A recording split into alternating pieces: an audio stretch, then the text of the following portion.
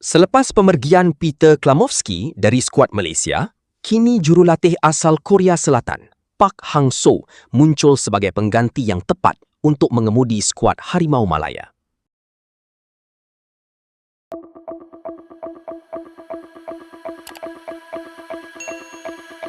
Park Hang-seo adalah jurulatih yang mempunyai rekod prestasi yang luar biasa ketika melatih Vietnam.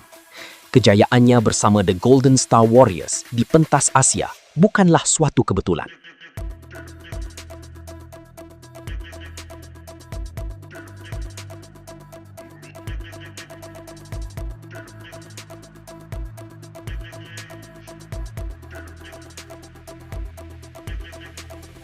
Selama bertahun-tahun di Vietnam, Park mendapat gambaran mendalam tentang gaya permainan, kekuatan dan kelemahan pasukan di seluruh rantau ASEAN, termasuklah Malaysia.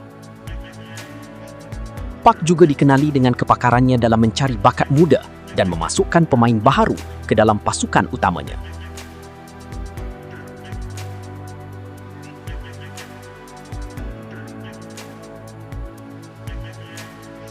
Walau bagaimanapun, peminat Malaysia dikenali mempunyai harapan dan ekspektasi yang tinggi.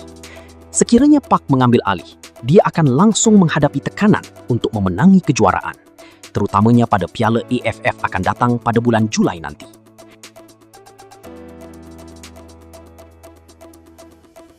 Jika FAM benar-benar serius untuk mengembalikan kegemilangan Malaysia, Park Hang-seo menjadi pilihan paling realistik dan sangat tepat.